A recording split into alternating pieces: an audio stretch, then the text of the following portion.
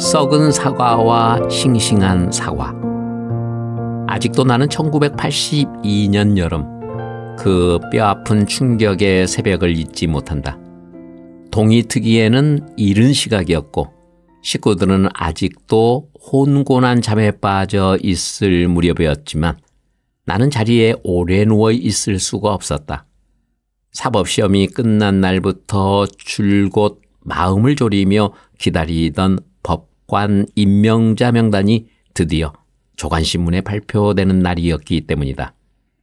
조급한 마음에 어둑한 마당을 살그머니 빠져나와 대문 옆 골목길에 쪼그리고 앉아 신문 배달부 발소리에 온통 귀를 기울였다.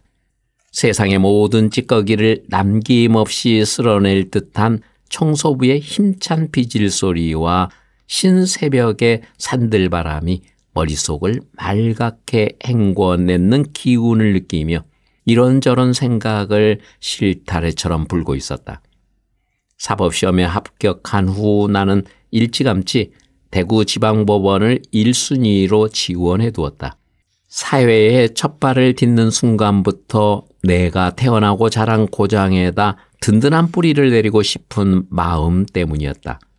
비록 감이지만 성적은 크게 걱정하지 않아도 될 만큼 넉넉하리라. 연수가 끝나갈 무렵 일부 연수생들 사이에서 수상쩍은 분위기가 감돌았지만 나는 애써 무시해버렸다. 지금까지 살아오면서 장애인으로 사사건건 불리한 상황에 맞닥뜨리고 그런 유의 얘기를 들은 적이 어디 한두 번이던가. 그 즈음 나는 짧은 인생 경험에서 터득한 것이지만 미리 알아보아 도움되는 일도 있고 또 자칫 손해보는 일도 있다는 것을 이미 온몸으로 체득하고 있던 때였다. 내가 졸업한 서울대학교에 처음 입학 원서를 내려고 마음먹었을 때 주위에 누군가가 미리 장애인 입학이 가능한지 문의해보는 것이 좋지 않겠느냐고 조언한 적이 있었다. 하지만 그런 질문에 누가 성의 있게 자신 있게 대답할 수 있겠는가? 그것은 총장이 단독으로 결정할 일도 아니고 만약 장애가 문제가 된다면 총장도 교수회의 자문을 구해야 할 것이다. 만일 서울대 교수 모두가 장애인 입학을 허락할 수 없다고 결정하면 어떻게 할 것인가? 직접 부딪혀 보기도 전에 타의에 의해 내 삶이 좌지우지되고 그로 인해 좌절을 겪는 건 용납할 수 없는 일이다. 또 절대 미리 굴복해서도 안 될 문제였다. 그런데 어느 누구에게 내 인생의 결정권을 아무렇지도 않게 떠넘긴다는 말인가? 만약 원서 접수 창구의 말단 직원이 불편한 내 몸을 보고 고개를 절레절레 흔들었다면 아마 내게는 좋은 핑곗거리가 됐을 것이다. 더 이상 공부를 한들 무슨 소용이 있겠는가? 장애인이라는 이유로 원하는 대학도 마음대로 갈 수 없는 세상을 원망하며 스스로 타락해가도 주변 사람들은 이해한다는 투의 동정어린 눈길만을 보낼 것이다. 때문에 누구도 함부로 안 된다라고 말할 순 없다. 무심코 던진 돌멩이에 개구리가 죽을지도 모르기 때문이다. 내 인생의 주인은 누구도 대신할 수 없는 바로 나다. 설령 장애가 걸림돌이 되어 서울대학교에 못 간다 하더라도 그동안 공부해둔 것이 어디 가겠는가. 하지만 나는 매 순간 최선을 다하는 것이 올바른 삶의 자세라고 생각했다. 나중에 가서 뜻대로 되지 않는다면 다른 해결책을 찾아보면 될 것이고 그래도 안 될 경우 노력은 해봤다는 자의로 적응해 나가면 되는 것이다. 미리부터 잔뜩 움츠려 들고 겁을 내며 안전하고 확실한 길만 가겠다는 생각은 어쩐지 비겁한 느낌이 들었다. 이런 생각들로 나는 지금껏 내 삶을 밀어붙여왔다. 신문이요. 정적을 깨트리며 생각의 끝자락을 걷어들이는 소리에 불이 나게 신문을 받아들고 펼쳤다. 깨알처럼 박힌 영광의 이름들. 하지만 아무리 눈을 씻고 봐도 그 수많은 이름들 속에서 박은수라는 석자는 끝내 찾을 수가 없었다. 뿐만 아니라 신규 임명 법관 명단 속에는 나와 같은 처지의 장애인 연수생이었던 조병훈, 김신, 박찬의 이름도 한결같이 보이지 않았다. 순간 전류와도 같은 날카로운 두려움이 온몸을 휩쓸고 지나갔다. 엄청난 일이 눈앞에 벌어진 것이다. 그때 내 나이 겨우 26살이었다. 어떻게 할 것인가? 두려움과 망설임 끝에 찾아온 한없는 절망감으로 머릿속이 아득해진 기분이었다. 아, 이 나라는 아직도 고작 이 정도의 나라인가? 차라리 지난 26년의 세월 동안 내 뼈와 살을 키우고 정신을 살찌웠던 내 나라에 대한 연민이 느껴지는 순간이었다. 사실 난 2년 동안의 사법연수 과정을 거치며 이미 단단해져 있었다. 직접 피의자도 다루어 보고 국선 변론도 해보면서 한편으로는 판사가 아니면 어떤가, 변호사는 또 얼마나 좋은 직업인가를 끊임없이 자문했다. 기대와 뒤섞인 일말의 불안감을 그런 식으로 스스로 잠재우고 있었던 것이다. 그러나 막상 법관 임용에 탈락됐음을 확인하자 이날은 누구보다 학수고대하며 기다렸던 부모님의 낙담하는 모습이 눈앞에 어른거려 무엇보다 견디기 힘들었다. 부모님은 부모님대로 이번 일로 충격을 받지나 않을까 하는 마음에 얼마나 조바심 치며 내 눈치를 살피려 들 것인가. 그런 상황은 생각만 해도 끔찍했다. 그뿐인가. 안타까운 시선 위로 들려올 사람들의 무심한 위로의 소리들. 갑자기 머릿속이 산란해졌다.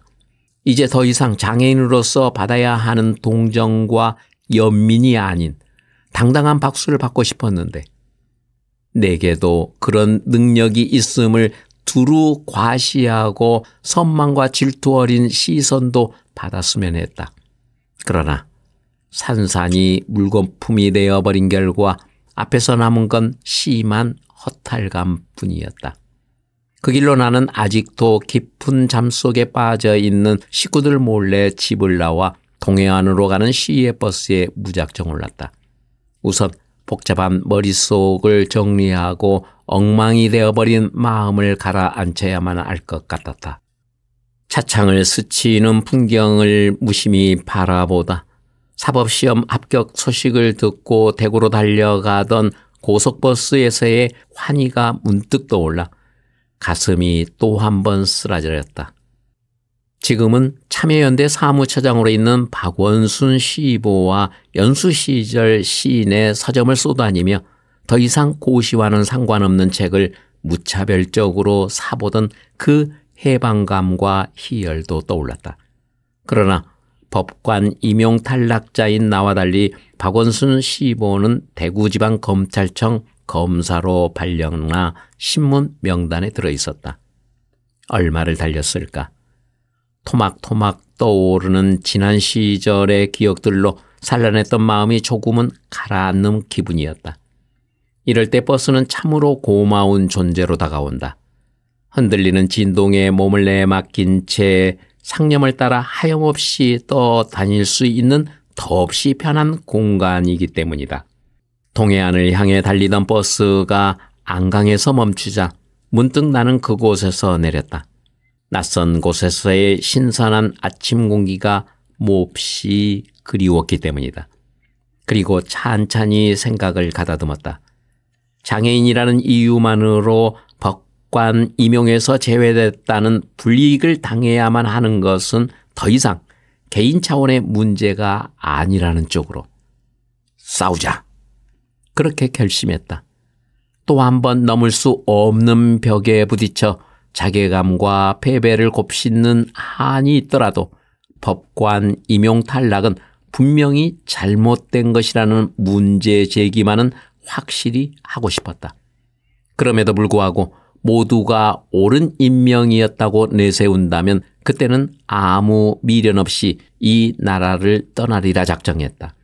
하지만 지금 상태로는 더 이상 이 땅에서 살고 싶은 마음이 없었다. 허탈감이 오기와 새로운 각오로 바뀌자 1분 1초의 시간이 아깝다는 생각이 들어 결국 동해안까지 나선 길을 포기하고 대구로 돌아와 곧바로 서울로 향했다. 맨 처음 대법원장을 찾았다. 그러나 비서실장이 나와 우선 법원 행정처장을 만나보라고 권해 다시 행정처장에게 달려갔다. 그는 이해해달라는 이야기만을 지루하게 반복했다. 훌륭한 변호사가 되는 것도 좋은 일 아니냐며 오히려 나를 설득하려 들기까지 했다. 난처한 그의 입장이 전혀 이해되지 않는 건 아니었다. 그러나 누군가로부터 전해들은 법원 고위층의 한마디는 지금도 잊지 못하는 모욕으로 가슴에 남아있다. 사과가 여러 개 있을 때 썩은 사과를 먹겠소? 싱싱한 사과를 먹겠소? 기가 막히고 어이가 없었다. 이건 사과 고르기가 아닐 뿐더러 물론 나는 썩은 사과도 아니었다. 사고의 한계라고밖에 달리 설명할 길 없는 한심한 얘기가 아닌가. 엄청난 엘리트 의식 속에서 썩고 있었던 건 내가 아니라 오히려 그들이라는 생각이 들었다. 너무 어처구니 없어 일단 한 걸음 물러섰다. 그러나 모든 것은 내 의식 속에서 더욱 명료해졌다. 그들은 아직도 법관의 임명과 승진을 자신들이 마음대로 좌지우지할 수 있다는 비민주적 사고에 젖어 있었던 것이다.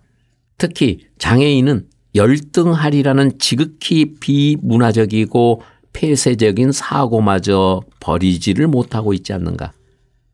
법원을 뒤로 하고 나온 나는 당시 중앙일보사에 근무하던 박종원 선배를 찾아가 이 문제를 털어놓았다. 사람이 너무 엉뚱한 일을 당하게 되면 혼자서만 올바른 사고를 하지 못하는 건 아닐까 싶어 누구에게든 확인해보고 싶었기 때문이다. 자초지종을 귀 기울여 듣고 난 박종원 선배는 굉장한 사건이라며 사회부에 있던 허남진 기자를 불렀다. 그의 생각 역시 마찬가지였다. 아직도 이처럼 비민주적이고 권위주의적 사고에 빠져 있는 사법기관의 고위층의 경종을 울릴 필요가 있다며 허 기자는 흥분했다. 그는 우선 대법원을 찾아가 나를 법관 임용에서 탈락시킨 이유가 무엇이냐고 신중하게 물었다. 그런데 대답은 엉뚱하게도 성적 불량이었다. 차라리 품성 불량이라고 하지 않았으니 얼마나 다행인가. 연수원에서의 내 성적은 중간 정도였고 나와 성적이 비슷한 연수생 전원이 모두 법관에 임명됐으니 대법원은 기자 앞에서 명백하게 거짓말을 한 셈이다. 중앙일보는 곧바로 이 문제를 사회면 톱 기사로 다루었다. 다음 날은 모든 일간지가 일제히 나와 관련된 이 사건을 일면 혹은 사회면 톱 기사로 다루어 세상을 떠들썩하게 만들었다. 최초로 기사를 썼던 중앙일보 허 기자는 이런 게 바로 특종이라며 허탈하게 웃었다. 뜻하지 않는 매스컴의 반응에 나는 내심 놀랐고 그 후로 세상의 이목이 온통 나에게로 집중하는 듯했다. 모든 신문과 방송이 일주일 내내 대법원의 부당한 처사를 공격하는 기사와 뉴스를 앞다투어 내보냈기 때문이다. 사태가 이쯤 되자 대구의 장애인 대학생 서클 푸른샘 회원들까지 집단 상경하여 대법원 앞에서 시위를 벌이는 등 사건은 일파만파로 번져갔다. 이 자리에는 현재 경북실업전문대학 재활공학과 교수로 있는 김성규 선생도 함께 있었다.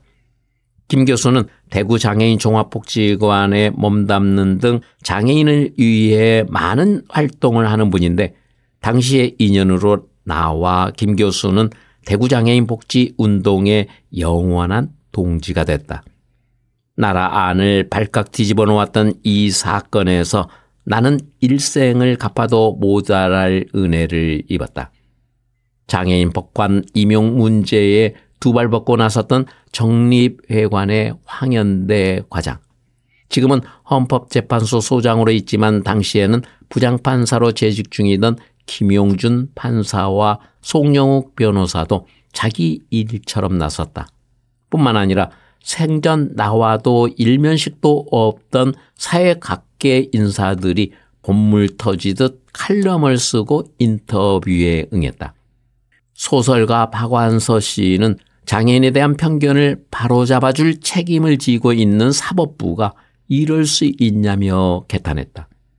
작가 한말숙, 윤남경, 박재삼, 당국대 장충식 총장, 한국일보 장명수 기자 등 많은 분이 칼럼을 쓰고 각 신문마다 사설이 쏟아져 나왔다.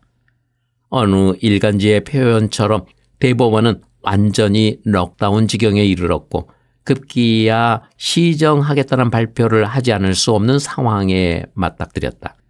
그런 와중에도 나는 혹시 사법권의 독립과 위험성이 여론에 떠밀려 행여 손상을 입을까 한편으로 걱정이 되기도 했다. 그 즈음 나를 포함한 법관 임용 탈락자 장애인들은 행정소송 등 재반 법적 청구를 검토 중이었다. 하지만 다행스럽게도 소송 전에 대법원이 탈락을 번복시키는 걸로 재임용 문제를 마무리 지었다. 누가 봐도 계란으로 파헤치기식의 싸움에서 결국 나는 승리를 거둔 셈이다. 또 어떤 의미로 이 사건은 장애인에 대한 시민의 인식을 제고시키는 데 커다란 역할을 하지 않았나 싶다. 한 차례 폭풍이 지나간 이듬해 나는 드디어 대구지방법원의 판사가 됐다. 법원에 첫 출근하던 날의 감격과 가슴 두근거림은 아직도 생생하게 기억에 남아있다. 내 몸이 평범하지 못해 본의 아니게 여러 사람에게 누를 끼쳤던 미안한 마음과 함께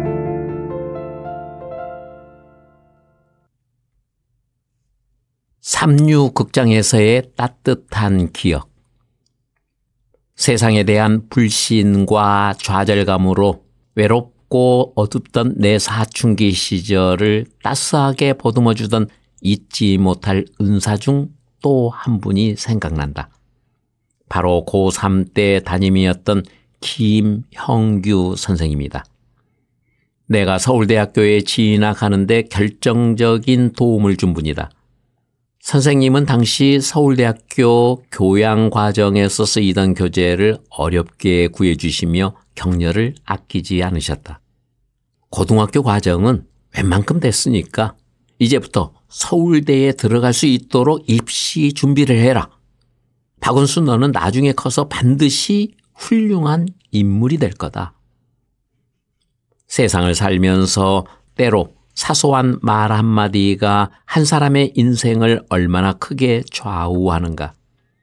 자애로운 눈빛으로 다가오던 선생님의 따스하던 말씀이 지금도 가슴에서 떠나지 않는다.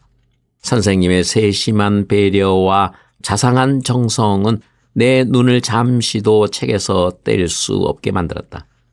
하얗게 밤을 새우면서 교재를 닳도록 들여다보던 고등학교 시절. 지금도 가끔 그 시절 생각이 나면 불쑥 선생님을 찾아뵙곤 하는데 어느덧 60이 가까운 연세라 머리가 하얗게 새셨다. 선생님의 흰머리를 볼 때마다 나도 벌써 이만큼 나이를 먹었나 싶어 아린 마음과 함께 세월의 무상함을 깨닫는다. 학창시절 잊지 못할 은사는 때때로 제자의 가슴 속에서 평생 지워지지 않을 양심의 모습으로 불쑥 다가오기도 하고 어느 땐 회초리나 교훈이 되기도 한다. 잊혀지지 않는 선생님 가운데 성함은 가물가물하지만 내가 다니던 개성고등학교 학생 주임으로 기억되는 분이 또 있다. 고교 2학년 때던가 사복을 입고 몰래 영화관에 갔다 입구에서 불쑥 마주친 선생님. 당시만 해도 고등학생의 영화관 출입은 이유를 불문하고 정학감이었다. 매달 월말고사가 끝나는 날 학교에서 선생님의 인솔하에 단체로 영화를 보러 가는 문화교실을 제외하고는 고교생 관람가에 영화든 아니든 학생이 영화관을 드나들면 그 자체만으로 문제아로 찍힐 일이었다. 그런데 나는 고등학생이 되면서 혼자 영화관에 가는 버릇이 생겼다. 물론 영화를 좋아하기도 했지만 초등학교와 중학교 시절 그토록 보고 싶던 영화를 마음껏 볼 수 없었던 데에 대한 보상 심리도 다분히 있었던 것 같다. 명절 때만 되면 우리 집에 다니러 온 친척들과 나를 제외한 식구들은 우르르 영화관으로 몰려가는 게 큰 즐거움이었다. 이때 왕우주연의 돌아온 외파리 등 홍콩 무술 영화가 한참 사람들의 인기를 끌 때였는데 나는 식구들을 따라 나설 수가 없었다. 당시 영화관은 지금처럼 좌석이 지정되어 있지 않았고 빈자리가 있으면 잽싸게 먼저 달려가 앉는 사람이 임자였다. 명절날의 극장은 늘 발디딤 틈 없이 10,000원을 이루었다. 요즘같이 비디오도 없던 시절이었고 또 연휴다 뭐다 해서 멀리 가족 휴가를 다녀올 만큼 넉넉하지 못했던 형편들이라 명절 때의 영화 관람은 그 당시 대중들이 누릴 수 있는 최대의 오락거리였다. 때문에 극장은 인파로 미어터질 듯 붐볐는데 운 좋게 빈자리를 차지할 수 있다면 모를까 영화가 끝날 동안 복잡한 사람들 틈바구니에 서서 보는 건 당연히 각오해야 했다. 불편한 내 다리로는 엄두도 못 낼 일이었다. 그러다 보니 명절 때만 되면 집에 혼자 남아서 식구들이 영화관에서 돌아올 때까지 무료하게 보내는 것이 내 일이었다. 이 다음에 크면 혼자서 실컷 영화를 보러 다니리라. 그 시기가 고등학교 때였다. 그래서 자주는 아니었지만 이따금씩 보고 싶은 영화를 골라 아무도 몰래 영화관을 찾곤 했다. 선생님과 영화관에서 맞닥뜨린 날도 내 딴에는 최대한 무장을 한다고 단단히 준비를 하고 집을 나섰다. 당시 개성고등학교는 다른 학교 학생들처럼 빡빡머리가 아니라 스포츠형 머리를 허용했다. 스포츠형 머리에 사복을 적당히 차려 입은 나는 누가 봐도 대학생쯤으로 보일 것 같아 안심했다. 그런데 뜻밖에도 영화가 끝나고 민물처럼 몰려나가는 사람들 틈바구니에 휩쓸려 출구를 나서는 찰나 선생님과 정면으로 부딪힌 것이다. 순간 당황스러움에 시뻘겋게 달아올랐던 내 얼굴을 생각하면 지금도 아찔하다. 이젠 죽었구나. 당장 정학 처벌을 당하면 어떻게 하나. 한껏 긴장되어 있던 나를 쳐다보며 선생님은 참으로 엉뚱한 말씀을 하셨다. 영화 참 재미있지? 다른 말은 일절없이 어깨를 툭툭 두드리고 태연히 사라지는 선생님을 나는 그 자리에 못 박힌 듯 서서 한참 동안 물끄러미 바라보았다. 놀라움과 고마움이 한꺼번에 교차되는 순간이었다. 아마 내가 학교에서 지독히도 말썽을 피우던 학생이었다면 선생님의 태도는 좀 달라졌으리라. 그나마 전교 1등을 하던 성적 덕분에 정학 처분을 면할 수 있었던 게 아닐까 혼자 짐작하며 천만다행이라는 심정이었다. 그때 멀어져 가던 선생님의 뒷모습에서 느꼈던 건 나에 대한 그분의 믿음이었다. 마치 어른 대접을 받은 듯한 묘한 뿌듯함까지 솟았다. 아마 그때 여느 선생님들처럼 면전에서 창피를 주고 단단히 혼을 내었더라면 그 사건은 결코 좋은 기억으로 마음속에 남아있지 않았을 것이다. 그 때문인지 모르지만 지금까지도 틈만 나면 혼자 영화관을 찾는 버릇을 버리지 못하고 있다. 요즘은 고등학생의 영화관 출입이 자유롭다 해도 아마 치열한 입시 경쟁 때문에 누구도 선뜻 영화관을 찾을 엄두를 못 낼 것이다.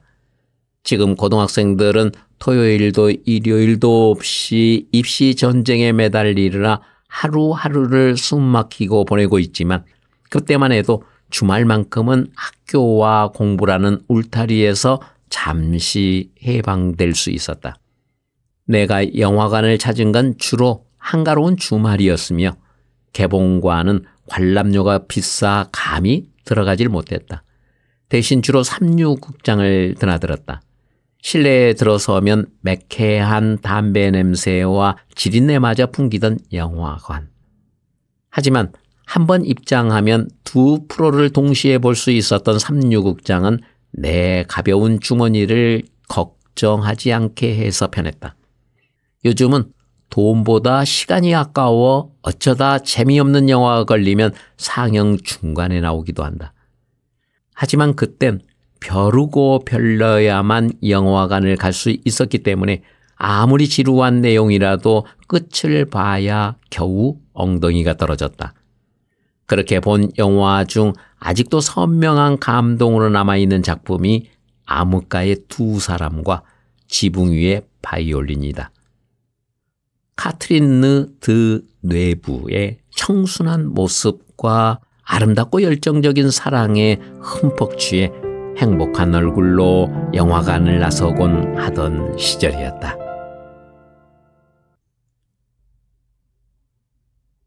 밀양역 플랫폼에서 다가온 사랑.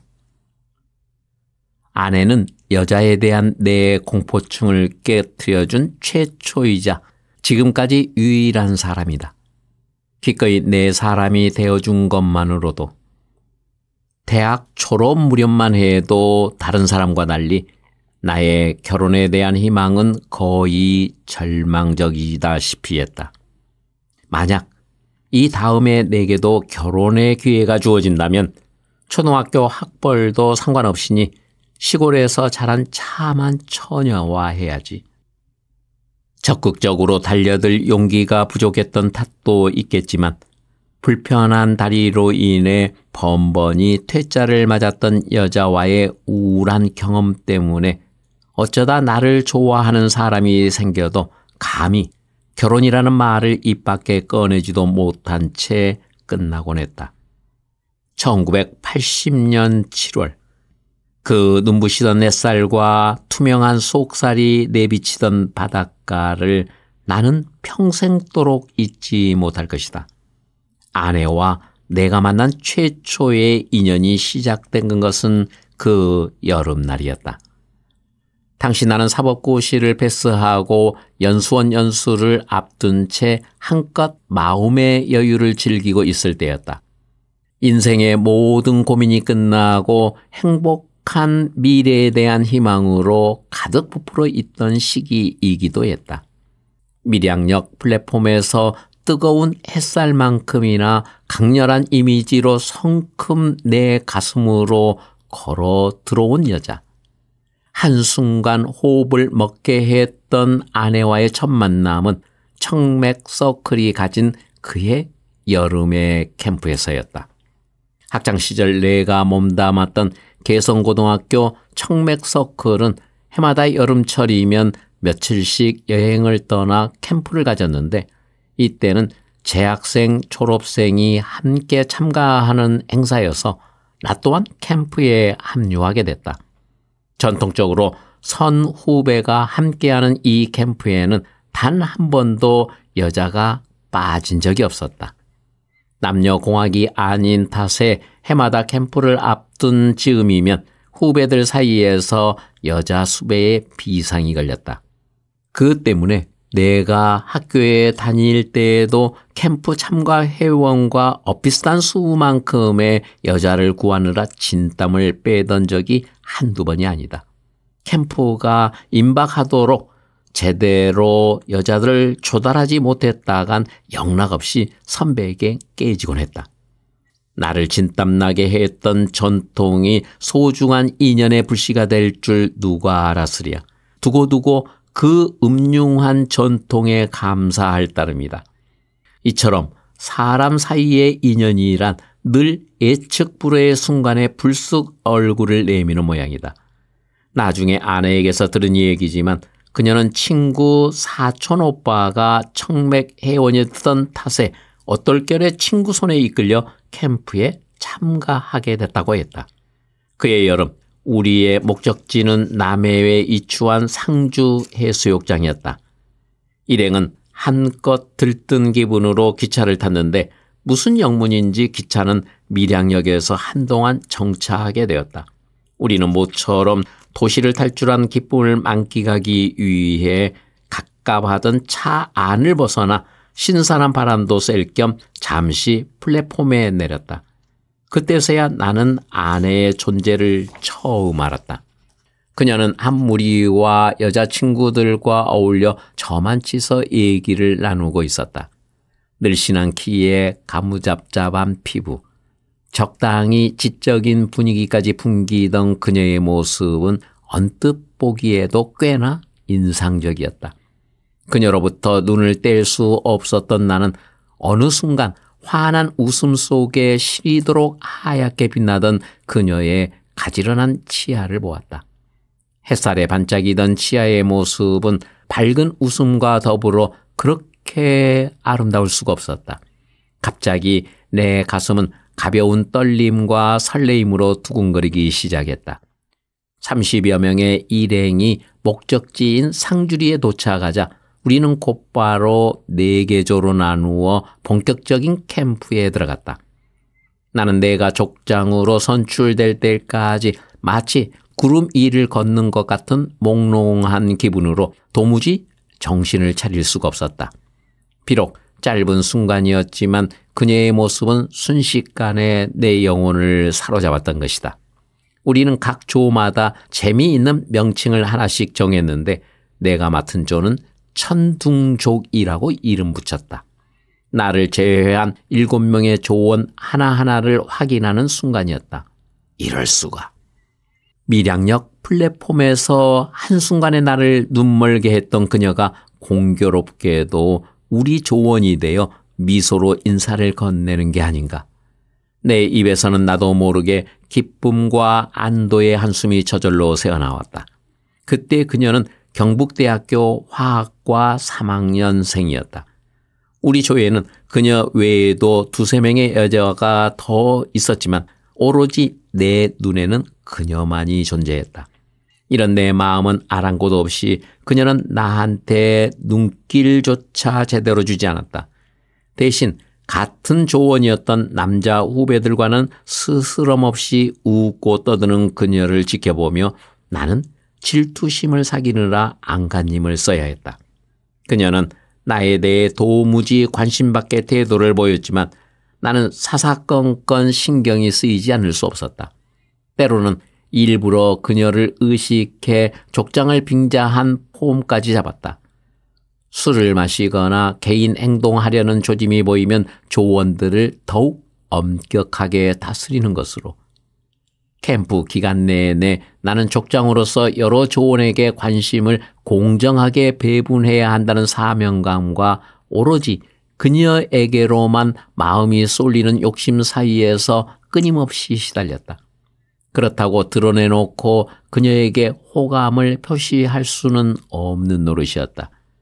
말수가 적고 다소 차가운 느낌을 주던 그녀는 의외로 낯선 무리들 속에서 잘 적응했다. 뿐만 아니라 우리가 준비한 어떤 프로그램이건 적극적으로 활달한 모습으로 참가해 나를 더욱 감탄하게 만들었다. 떠들썩한 낮이 지나고 피곤해 지친 조원들이 곤히 잠든 깊은 밤 시간이 되도록 나는 쉽게 잠을 이룰 수가 없었다. 이름 모를 풀벌레 소리와 싱그럽던 밤 공기, 쏟아질 듯 빛나던 총총한 별들, 손만 뻗으면 닿을 듯 곁에 있어 더욱 그리운 사람.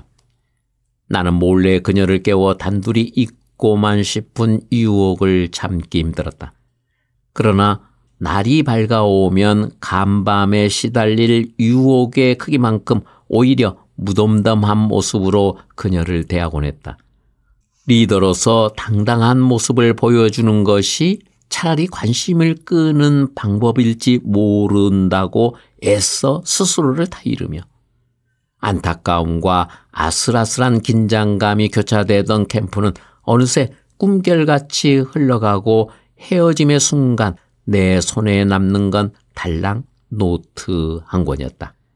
잊지 못할 시간의 흔적들은 가슴 속에 소중히 간직한 채 일행과 헤어져 집으로 돌아오는 버스에 오르자마자 나는 황급히 가방 속을 뒤져 노트를 펼쳤다.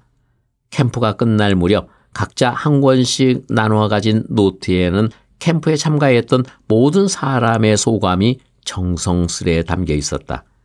나는 조급한 마음이 되어 그녀의 이름이 쓰여진 페이지를 찾느라 정신없이 노트장을 넘겼다.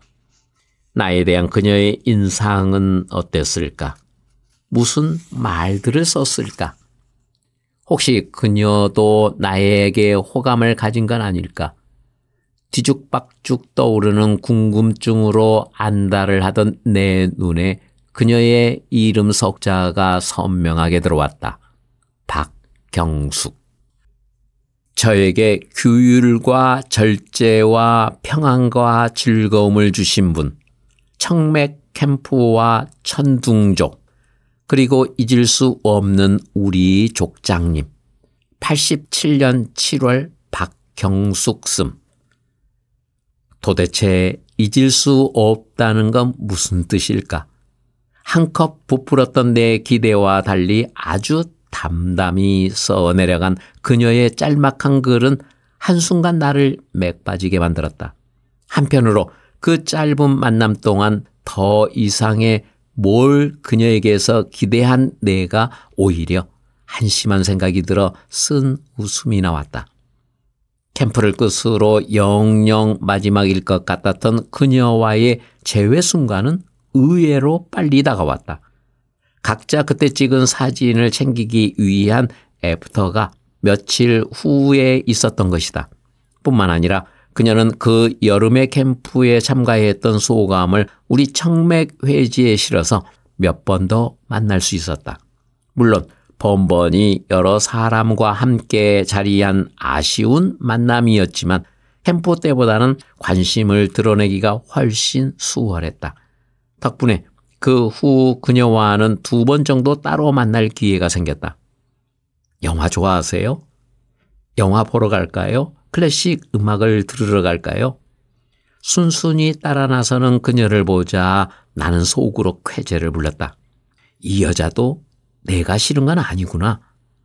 그 정도만 해도 이미 반은 성공한 기분이 들어 마음은 날아갈 듯 가벼웠다. 그러나 안타깝게도 작별의 순간이 다가오고 있었다.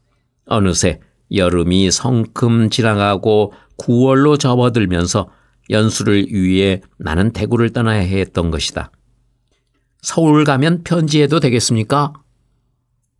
초조한 심정으로 어렵게 꺼낸 내 물음에 그녀는 대답 대신 하얀 메모지를 꺼내 가지런한 필체로 자신의 주소를 또박또박 적어 내려갔다.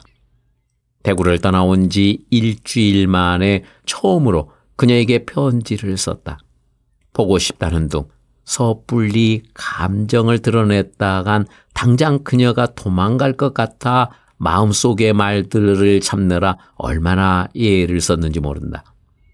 애꿎은 파지만 수북히 쌓이도록 그녀 역시 담담한 투로 드문드문 답장을 써보내곤 했는데 어느 순간인가부터 더 이상 기다리던 답장은 오지 않았다.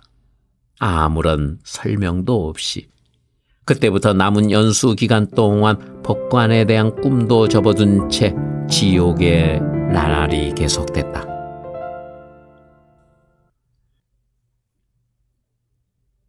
자유를 알게 해준 알몸 수영. 사랑을 하면서 많은 사실을 새로 알게 됐다. 영국 시인 바이런은 한쪽 다리가 짧았는데 그걸 감추기 위해 여자가 다가오면 일부러 절덩걸음을 멈추고 서 있었다고 한다. 여자가 자신을 지나쳐서 저만치 갈 때까지 나도 바이런처럼 아름다운 여성 앞에서 남들보다 볼품 없이 가는 내 다리를 숨기려고만 들었던 시절이 있었다. 그건 아내와 연애를 할 때도 마찬가지였다. 그런데 어느 날 아내가 사랑을 고백해오자 두려운 생각도 들고 일부러 심술이 생겨 나의 못난 구석을 하나하나 보여주기 시작했다. 마침내 컴플렉스로 여겼던 가느다란 다리를 드러내는 순간 아내의 반응은 너무나 의외였다. 그동안 햇볕을 못 봐서 그런지 다리가 백옥처럼 희고 아름다워요. 불편한 다리 때문에 질에 도망갔던 여자들과는 달리 아내의 이 한마디는 나를 감동으로 뭉클하게 만들었다. 내친 김에 부끄러워서 목욕탕도 못 간다고 했더니 아내 역시 자신의 몸도 창피한 점이 많아 나와 똑같은 심정이라는 게 아닌가. 아내처럼 예쁘고 사랑스러운 사람도 자신의 몸을 부끄러워한다는 사실이 내게는 그지없이 기쁘고 새로운 발견이었다. 나는 그날로 당장 용기를 내서 목욕탕에 갔다. 발가벗은 몸으로 욕탕에 들어설 때까지 신기하게도 내 몸을 주목하는 사람은 별로 없는 것 같았다. 생전 처음 노출된 내 다리에 대해 자신감을 가졌던 때였다. 아내와 결혼하고 판사 생활을 하면서 좀 더 큰 욕심이 생겼다. 마음 놓고 수영장도 갈 수 있었으면. 지금까지 단 한 번도 수영장 근처라고는 가본 적이 없었던 탓에 텔레비전에서 시원스레 물살을 가르며 수영하는 장면이 나오면 그렇게 부러울 수가 없었다. 어느 날 퇴근길에 서점에 들러 수영 교본을 몇 권 샀다. 본격적인 연습을 해볼 요량으로.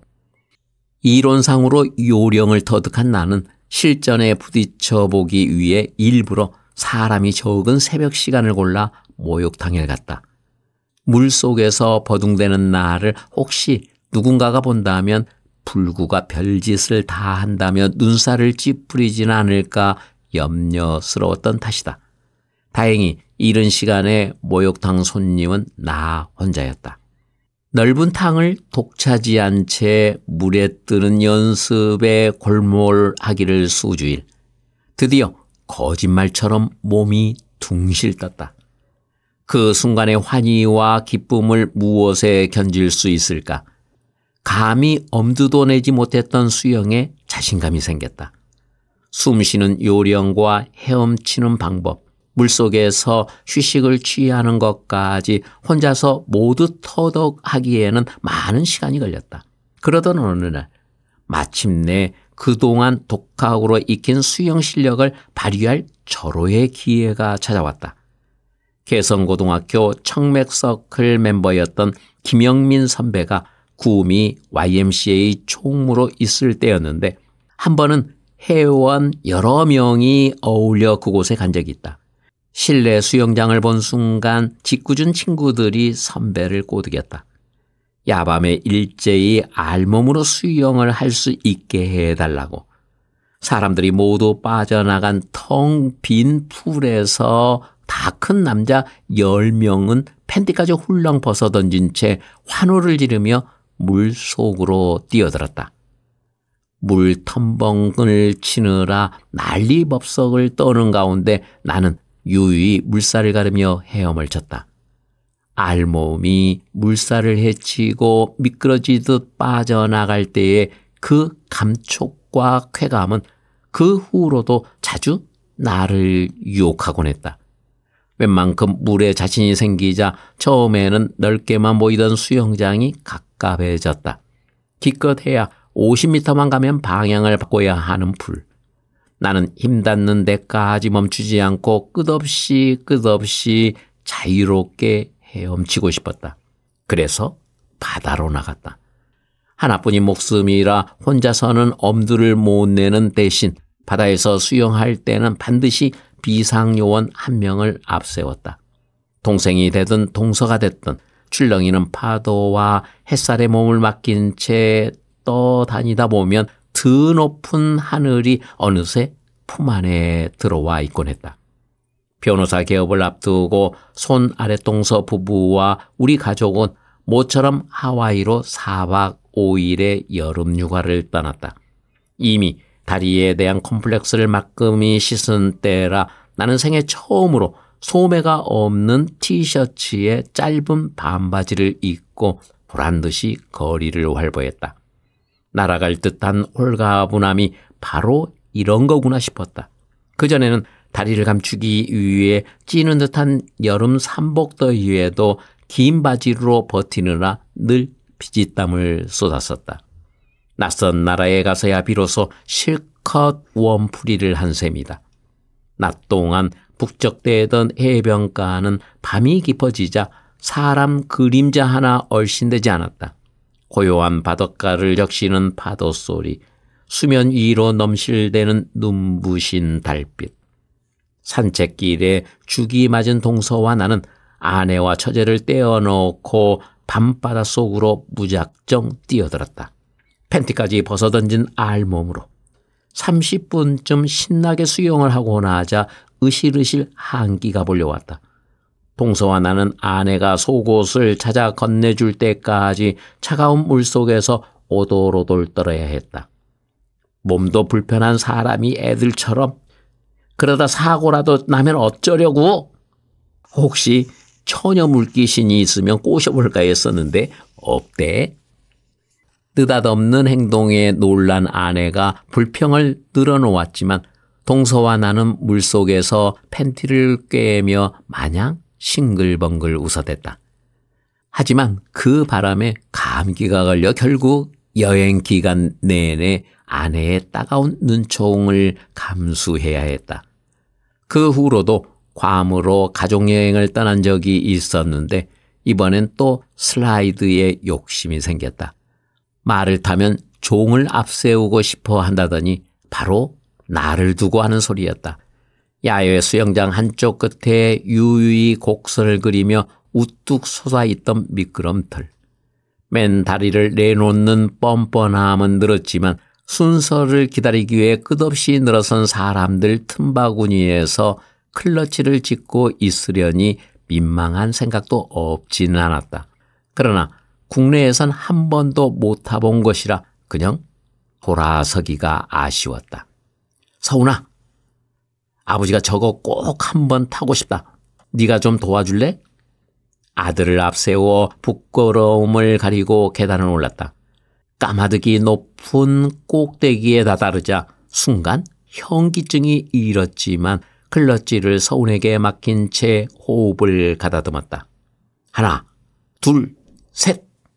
눈 깜짝할 사이 환상적인 스릴이 지나가고 텀벙 물소리와 함께 몸이 풀 속으로 곤두박질쳤다. 나이도 잊은 주책 없는 아버지 덕으로 인할 서훈이는 클러치를 들고 그 높은 계단을 몇 번씩 오르내리느라 진을 뺐다. 그러나 군소리 한마디 없이 시종 즐거운 표정으로 보조를 맞춰주는 아들을 보며 새삼 뿌듯했다. 미끄럼틀에 정신이 팔려 해질 무렵에야 기진맥진한 채 호텔에 들어선 부자를 보고 아내는 어이없는 표정을 지었지만 그때 이후로 괌은 내 머릿속에 다시 가고 싶은 여행지 1순위로 남아있다. 얼마 전 현대무용가 홍신자 씨가 쓴 자유를 위한 변명을 읽었다. 책 속에는 2명의 남자 장애인이 휠체어를 탄 채 무대 위에서 춤추는 것을 본 소감이 감동적으로 적혀 있었다. 신이 나에게 준 이 몸 아름답지 않습니까? 비록 온전하지 않지만 춤추는 장애인의 몸이 아름다운 이유는 그 속에 자유를 담고 있기 때문이라고 그녀는 썼다. 40이 넘은 나이가 돼서야 비로소 공감이 가는 얘기다. 오랜 세월 동안 얼마나 주저하고 망설이고 부끄러워했던가. 온전히 있는 그대로 나를 드러내기를. 뭔가 감추려는 행동에서는 결코 아름다움을 기대할 수 없다. 부자연스러움만 부추길 뿐, 있는 그대로 남김없이 드러내 보일 때 오히려 못난 구석이 가려진다는 것을 나는 아내를 통해, 수영을 통해 깨달았다. 이것이 진정한 아름다움이 아닐까. 이제 나는 어느 장소이든 거침없이 나설 수 있게 되었다. 문득 세상은 이런 자유로움으로 더욱 아름답게 발전해 가리라는 예감이 든다. 자신이 그토록 부끄럽게 여겼던 것, 그것을 드러내면서 우리는 비로소 자유로워질 것이다. 나 또한 몸도 마음도 정녕 자유롭고 싶다. 그동안 내 삶을 지배해온 오랜 시련과 어둠을 걷고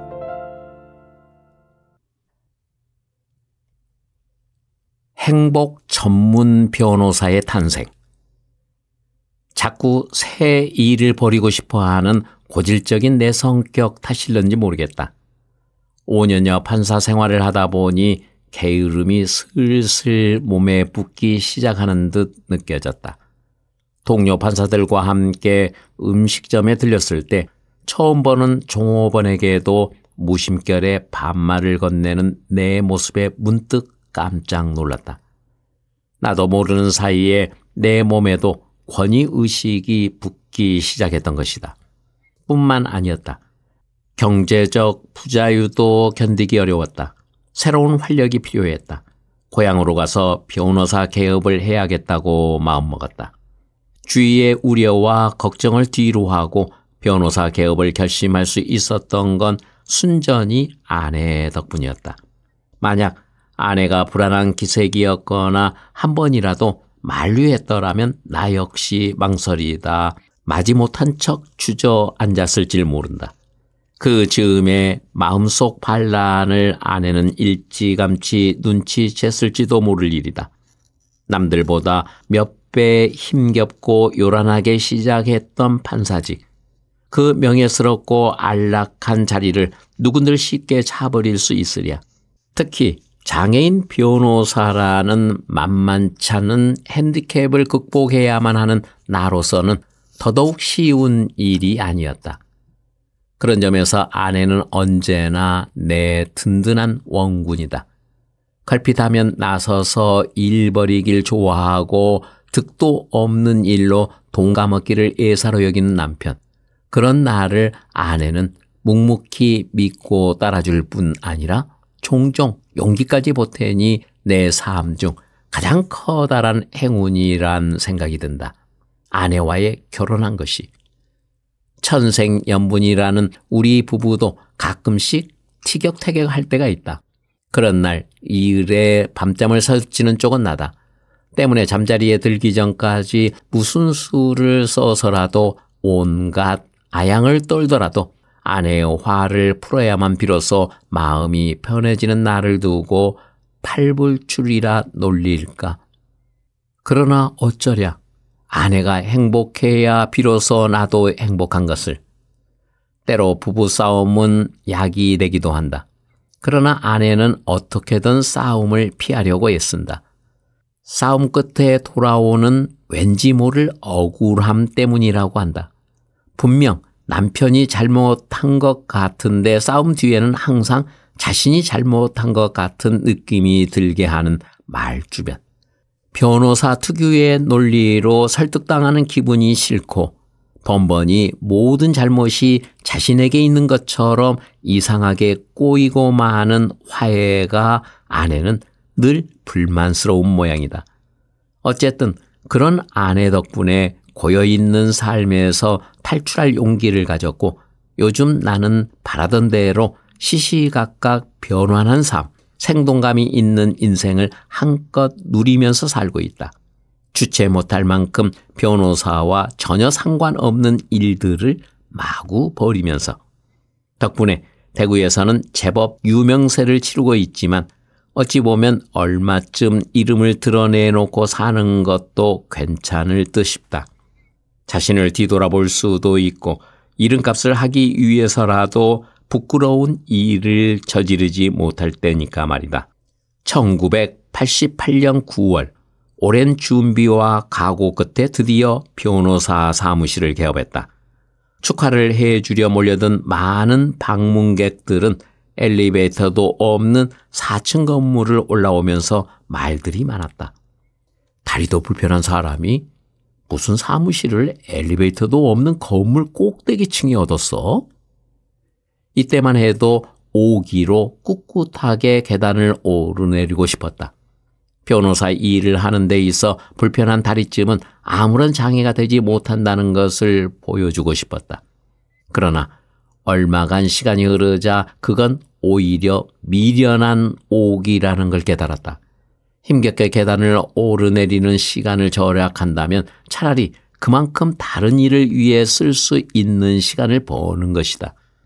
변호사로서 최초의 사건을 맡은 후 처음으로 재판정에 서니 판사 때와는 또 다른 감회가 일었다. 판사 시절에는 최선을 다해 판결을 내린다고 자부했었는데 막상 변호사를 해보니 그것이 얼마나 큰 오만이었나 깨닫게 되었다. 어쩌면 상당한 재판에서 오판을 하지 않았나 하는 뉘우침도 있었다. 판사석과 피고인 사이의 거리는 너무나 멀어 보였다.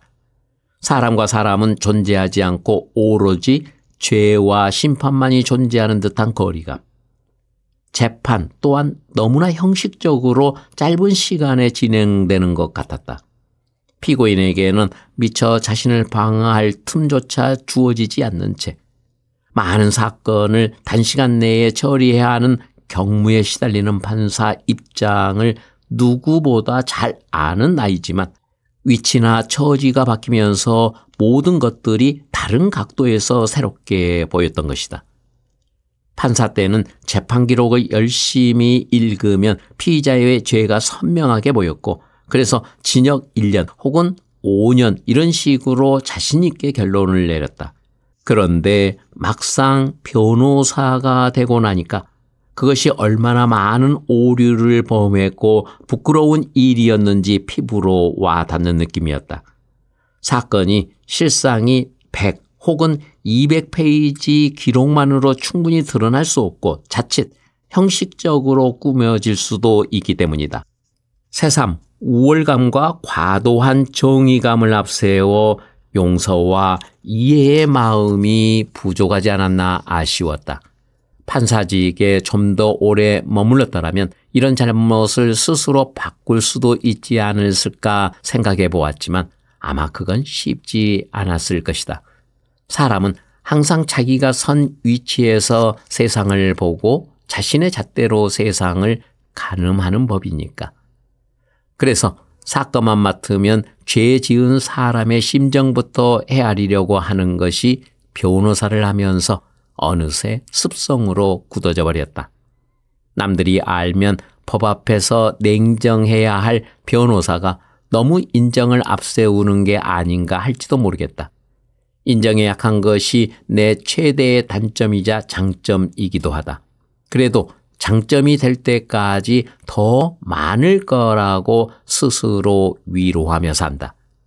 스스로 어쩌지 못하는 인정 때문에 지금까지 아내에게 잔소리 듣는 것 중 하나가 사무실 운영 문제다. 하지만 권위도 형식도 없고 틀도 없이 뒤죽박죽인 분위기일지라도 나는 사람 냄새가 나는 지금 이대로의 편안한 사무실이 좋다. 부끄러운 노릇이지만 어쩌다 직원을 야단치고 나서도 오히려 내가 겁이 나서 가슴이 덜덜 떨리는 지경이다. 또 누가 실수를 저지르면 야단은커녕 월급을 더 올려줄 테니까 일 좀 잘해라 하는 것이 고작 내 꾸중이다. 그래도 물러터진 마음 씀씀이 덕분에 보람을 느낄 때도 많다.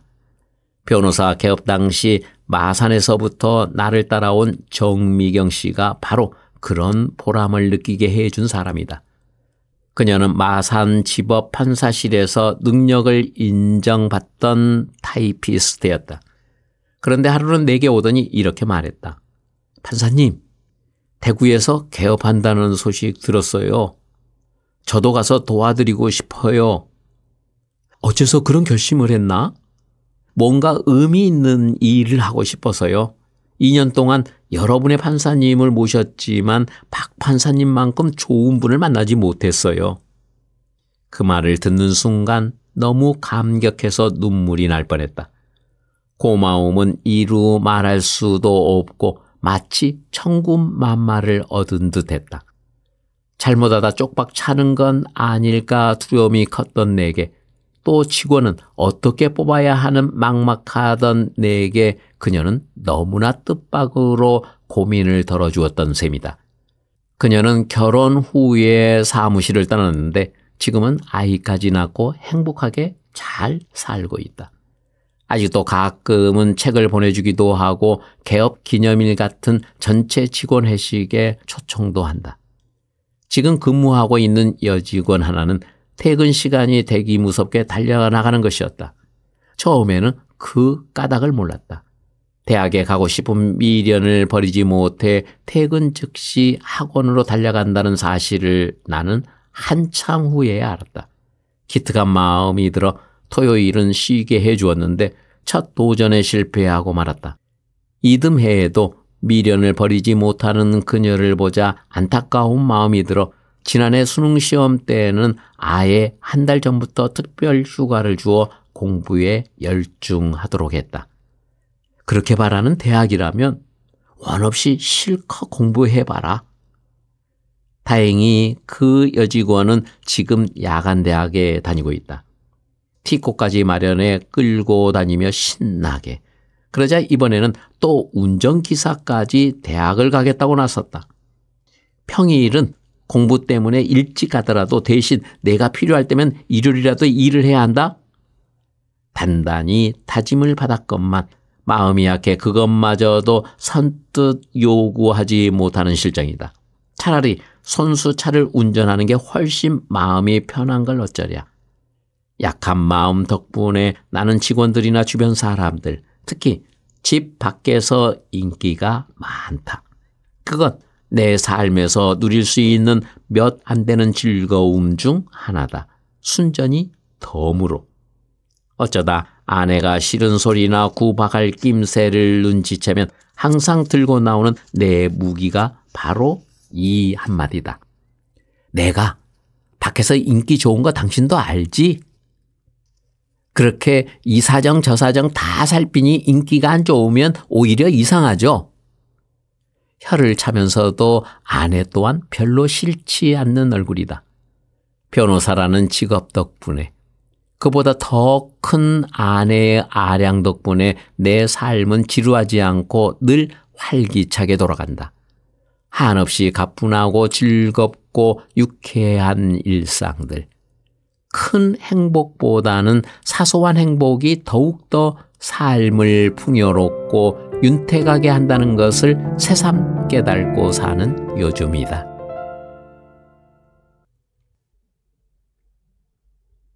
안녕하세요. 책 읽어드리는 집사 백종환입니다. 오늘은 오랜만에 호출되는 인물 박은수 전 국회의원님, 한국장애인고용공단 이사장을 역임했던 그분의 자서전을 통해 박은수 의원님의 삶의 일부를 들여다보았습니다. 제가 녹음하는 2025년 3월 현재에는 한국의료분쟁조정중재원의 원장님으로 재임 중에 계시고요. 나는 눈물 나는 해피엔딩이 좋다. 이 자서전 1쇄가 1997년 12월이었기에 28년 전에 출판된 책이고, 제가 이 책을 처음 접한 시기는 2004년 2쇄가 출판된 이후라 해도 이미 20년을 훌쩍 넘겼고 지금은 절판된 책이기도 합니다. 제 내리에는 박은수 국회의원으로 각인되어 있고 이 책 또한 국회의원을 준비하시면서 출판된 책일 것이다, 이렇게 저는 생각하고 있기도 합니다. 그래서 이 책의 가장 눈에 띄었던 부분이 제 1장 첫 이야기 시작이 1982년 장애라는 이유로 법관 탈락한 이야기였습니다. 어쨌든 박은수 의원님은 대구에서 모든 삶을 정리하고 서울로 입성하셔서 국회에 입성하기까지 곁에서 지켜봤던 저로서는 이전의 이야기들이 새롭게 다가왔던 책이었습니다. 이 책을 다시 보면서 낭독하게 되어 더욱더 기뻤고요. 여러분들도 여러분의 자서전 한번 도전해 보시면 어떠실런지요. 오늘도 잘 들어주셔서 고맙습니다. 감사합니다. 행복하십시오.